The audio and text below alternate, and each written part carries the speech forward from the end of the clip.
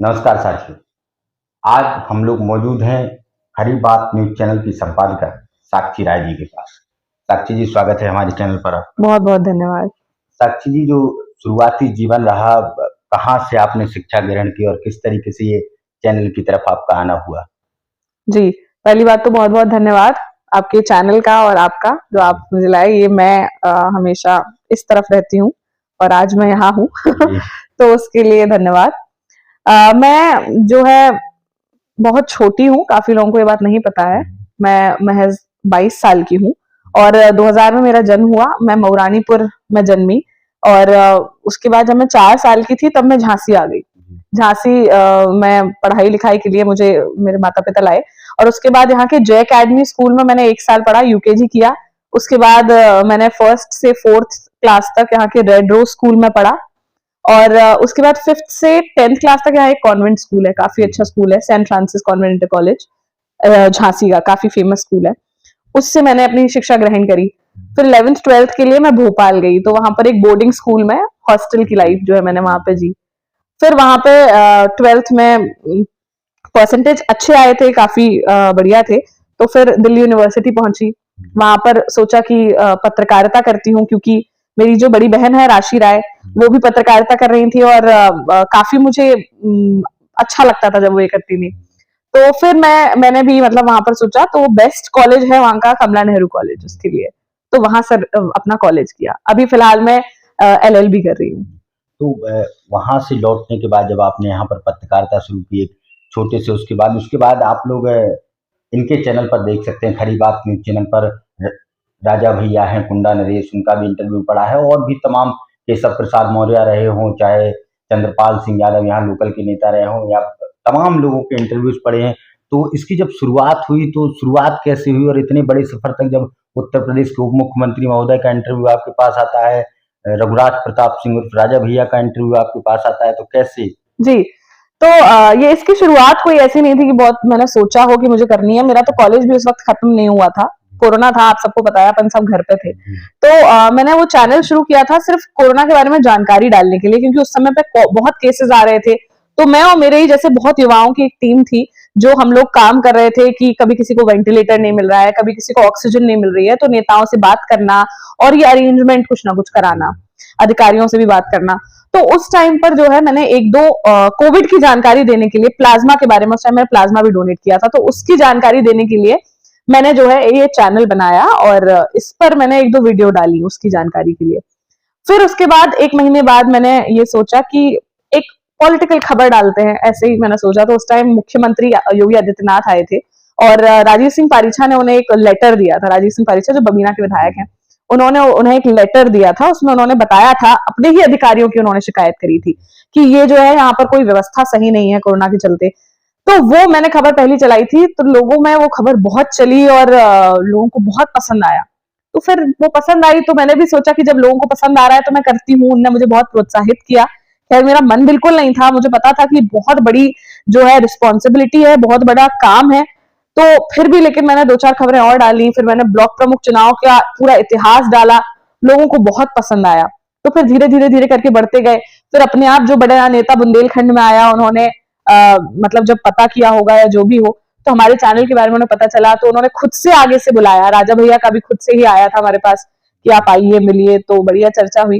फिर उसके बाद पूरा यूपी घूमा। यूपी में प्रियंका गांधी, अखिलेश यादव, राजा भैया, शिवपाल यादव, तमाम लोगों से मुलाकात हुई और चर्चा और हुई। एक और मैं आप लोगों को बात बता दूं, अभी हाल ही में मध्य प्रदेश का पूरा चुनाव कवर करने के लिए भोपाल में नए स्तर से इस अपने चैनल की शुरुआत की है, खरी बात न्यूज की। तो साक्षी जी, अभी मध्य प्रदेश में कैसा आपका चल रहा है? जी बिल्कुल, जनता का ही अपार प्यार हमें जब उत्तर प्रदेश में मिला, जब हमने मतलब इंटरव्यूज तो खैर अलग बात है, लेकिन खरी बात की पहचान बहुत ग्राउंड रिपोर्ट से बड़ी, मतलब जनता ने अपार प्यार दिया। पूरे बुंदेलखंड में मैंने 2 बार यात्रा की, लोगों को वो गाड़ी भी याद होगी मेरी, और 2 गाड़ियों के साथ हमने यात्रा करी, ललितपुर, जालौन, महोबा, बांदा, चित्रकूट, पूरा बुंदेलखंड हमने एक बार कवर किया। फिर दूसरी बार फिर कवर किया, फिर पूरा उत्तर प्रदेश गए, तो लोगों को काफी पसंद आया। जब इतना सब कुछ होने के बाद जब चुनाव आए विधानसभा के, तो वो पूरा कवर किया। फिर उसके बाद मतगणना वाले दिन भी हमने करीबन 10 घंटे अपने स्टूडियो से लाइव किया, लोगों को लाइव रिजल्ट्स दिखाए। तो अपार सफलता उत्तर प्रदेश में मिली भगवान की कृपा से और आप सब लोगों के प्यार से।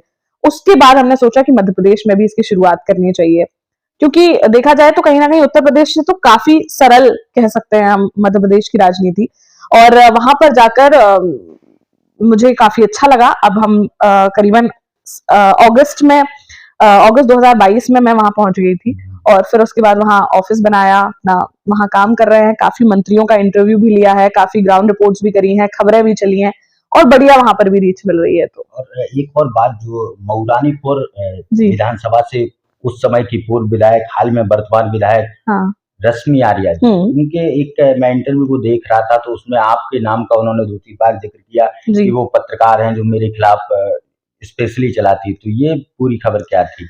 ये कोई ऐसी विशेष खबर नहीं थी। बात यह है कि मैं उन पर कोई टिप्पणी नहीं करना चाहूंगी। उन्होंने जो कुछ मेरे बारे में बोला वो जग जाहिर है, सबको पता है। और मैंने जो काम किया, पत्रकारिता का जो काम होता है सच दिखाना। देखिए, लोग उनसे डर सकते हैं, लोग चुप बैठ सकते हैं। मैं झांसी से हूँ, मैं जहां से झांसी की रानी थी, मैं वहां से हूँ। तो मुझे दबना कभी नहीं आता है। देखिए, चाहे कुछ भी हो जाए और कभी भी लोग ये सोच लें कि मैं दब जाऊंगी, लेकिन अगर मैं सच बोल रही हूँ तो मैं कभी नहीं दबूंगी, इतना मैं जानती हूँ। और मैं जो बोल रही थी, मैं तथ्यों पे बोल रही थी। जिस इंसान को कोर्ट ने दोषी बताया है और क्रिमिनल बताया है, उसको सजा सुनाई है, तो वो दोषी है। मैंने उन केसेस की तो बात ही नहीं की है जहां वो दोषी नहीं है। तो वो अलग बात है। खैर, उनको लगा कि हर इंसान अपना बचाव करता है, तो उन्होंने अपना बचाव किया, कोई बात नहीं। तो अब चूंकि जो आपका सफर चल रहा है ये काफी आगे की तरफ जा रहा है, जिंदगी में किन उम्मीदों के साथ आप इस चैनल को अभी और आगे की तरफ ले जाना चाहती हैं? अब उम्मीद तो यही है, जैसे उत्तर प्रदेश में इतना काम किया है, मध्य प्रदेश में भी बहुत प्यार मिल रहा है, उत्तर प्रदेश में भी मिला है। धीरे धीरे करके जो है जनता सपोर्ट करेगी, प्यार देगी, पसंद करेगी, तो बढ़ते जाएंगे, ऐसे ही अपना फैलाएंगे। जितना होगा उतना करेंगे। अब धीरे धीरे, अभी कोई ऐसा मन नहीं बनाया है कि बहुत बड़ा ऐसे बनाना है, लेकिन क्योंकि लोग काफी जुड़ना चाहते हैं, काफी लोगों के कॉल्स आते हैं चैनल से भी जुड़ने के लिए, तो धीरे धीरे करके एक बड़ा परिवार बनेंगे। और जनता तो है ही परिवार का सबसे मुख्य हिस्सा, तो बढ़ाएंगे। ललितपुर के बाद मैं आप लोगों को बता दूं, साक्षी राय जी झांसी से ग्राउंड रिपोर्टिंग अपनी शुरुआत की, ललितपुर गई, पूरा बुंदेलखंड घूमा, पूरा उत्तर प्रदेश घूमा, और अब मध्य प्रदेश में वर्तमान स्थिति में मध्य प्रदेश में भोपाल में रह करके पूरे मध्य प्रदेश के चुनाव को कवर कर रही हैं। तो ये चुनाव एक लगातार मध्य प्रदेश पे जो पूरा आपका कार्यक्रम है अभी चलता रहेगा, या? बिल्कुल चलेगा। अभी ग्राउंड रिपोर्ट्स मैंने विशेषकर मतलब कम कर रही हूँ। अभी मेनली लोगों से मिल रही हूँ, इंटरव्यूज कर रही हूँ, खबरें चला रही हूँ। लेकिन करीबन मार्च से हम ग्राउंड रिपोर्ट्स भी शुरू करेंगे, विधानसभाओं में जाना शुरू करेंगे, जिलों में जाना शुरू करेंगे, और मुख्य जनता से बात करना शुरू करेंगे। क्योंकि जैसे जैसे चुनाव पास आता जाता है, कोई नेता नहीं रहता है, कोई कुछ नहीं रहता है। सबसे बड़ा जो है भगवान बन जाती है जनता। तो जनता से ही बातचीत करना, उनसे ही निष्कर्ष निकालना कि क्या होने वाला है, वही होगा। अभी हाल ही में आपके पिताजी के ऊपर एक आरोप लगा, लेखराज यादव को छुड़ाने का उन्होंने प्रयास किया, ऐसे कोई आरोप लगा करके अभी हाल में उनको जेल भेजा गया था। तो इस बारे में आप क्या कहना चाहती हैं? जी देखिए, हम जब पत्रकारिता में होते हैं तमाम तरीके से, और मैं मतलब मेरे माता पिता भी इससे पहले राजनीति में रहे हैं काफी। जब से मैं पत्रकारिता में आ गई हूँ तो उनने थोड़ा किनारा कर लिया है राजनीति से, इसी वजह से क्योंकि मुझे कहीं दबना ना पड़े। तो मैं जब पत्रकारिता करती हूँ तो काफी अड़चनें सामने आती हैं। और सच बोलूं तो जब इंसान सत्य बोलता है, किसी भी फील्ड में बोले, तो बहुत दिक्कतें सामने आती हैं। हम सोचते हैं कि अगर हम सच बोलेंगे तो सब सपोर्ट करेंगे, सब प्यार करेंगे, लेकिन ऐसा नहीं होता है। और इतनी अड़चनों का सामना करना पड़ता है, इतना जो है दिक्कत आती है। लोग बोलते हैं तुम सच तो बोल रही हो, लेकिन वो सच का साथ देने के लिए भी लोग डरते हैं। वो जानते हैं कि तुम सच बोल रही हो, लेकिन वो तुम्हारा साथ देने से डरेंगे। तो ऐसे ही जब सच के लिए लड़ाई लड़ते हैं, तमाम तरीके के ऐसी अड़चने आते हैं, और तमाम तरीके की जो है कार्यवाही भी की जाती है। बट ठीक है, कुछ सरकार को भी गुमराह किया गया था, कुछ लोगों ने गुमराह किया था जो है पुलिस अधिकारियों को भी। तो जो है वो हुआ, और मैं उसके बारे में कुछ ऐसा बोलना नहीं चाहूंगी, क्योंकि पूरा बुंदेलखंड ये जान रहा है कि उसमें मेरे पिताजी को किस वजह से फंसाया गया। और एक बेतुकी लड़ाई की वजह से, एक बेतुकी बात की वजह से, जिस पर उन्हें अपनी गलती मान लेनी चाहिए थी, जो इस केस में आप जानते होंगे मुख्य है उनको, या जो भी मैं कहूंगी जो भी है, लेकिन मेरे पिता इसमें बिल्कुल गलत नहीं थे, और उन पर जो भी कार्रवाई हुई थी वो बिल्कुल गलत थी। और वही सबसे पहले इंसान थे जिन्हें हाईकोर्ट से सबसे पहले बेल मिली थी, और कोई भी साक्ष्य कुछ भी नहीं था उनके खिलाफ। तो दरअसल मैं आप लोगों को बता दूं कि हाल ही में एक मामला हुआ था, लेखराज यादव का जो कांड है समूचे बुंदेलखंड में अच्छी तरीके से लोग जानते हो। उस मामले में साक्षी राय के पिताजी विष्णु राय जी को आरोपी बना करके जेल भेजा गया था। हालांकि सबसे पहले उनकी जमानत अदालत ने मंजूर की और अब वो बेल पर बाहर हैं। तो साक्षी जी, अब जो जीवन है आगे की तरफ आपका चलेगा, इसमें आपके जीवन में किन्हीं चुनिंदा लोगों का ऐसा सहयोग रहा जिससे आप इस स्तर तक आज तक पहुंची? बिल्कुल रहा है, और सबके लाइफ में कोई ना कोई होता है जो मुख्य रूप से उनका सहयोगी होता है। अगर मैं इतनी छोटी उम्र में ये कर पा रही हूँ तो इसीलिए कर पा रही हूँ कि कुछ लोग हैं मेरे पीछे जो मुझे सपोर्ट करते रहते हैं, मुझे टूटने नहीं देते हैं, चाहे कितनी भी विषम परिस्थिति हो, लेकिन मैं बिल्कुल अडिग रहती हूँ।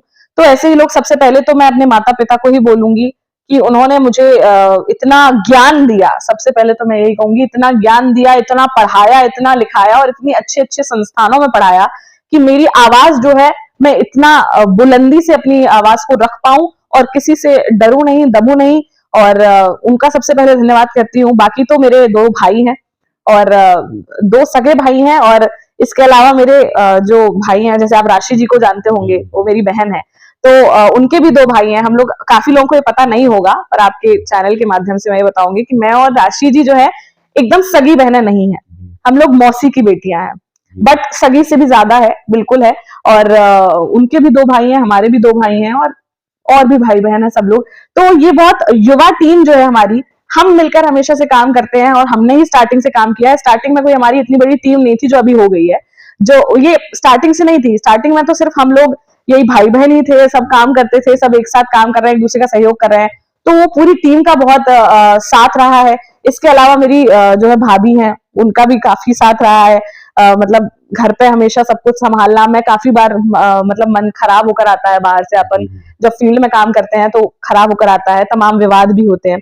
घर पे आओ तो अच्छा माहौल देना ये घर वालों का काम होता है। बाकी दोस्त हैं, साथी हैं, बहुत लोग हैं जो साथ देते हैं। मेरी टीम स्पेशली जो है, अभी भी मैं अगर कोई काम करती हूँ तो मेरी टीम है जो मुझे पावर देती है। मैं वहां पर काम कर रही हूँ, लेकिन पूरा काम जो है वो स्टूडियो से चलता है, ऑफिस से चलता है।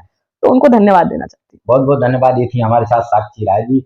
आगामी जीवन में अच्छी शुभकामनाओं के साथ हमें दुआ करते हैं भगवान उनका चैनल काफी ऊंचाइयों तक ले जाए। आगे आप लोगों से फिर होगी मुलाकात, तब तक आप सभी लोगों से निवेदन, हमारे चैनल RL वाग जर्नलिस्ट को आप सभी लोग सब्सक्राइब करें। अगर फेसबुक पर देख रहे हैं तो हमारे चैनल को फॉलो करें।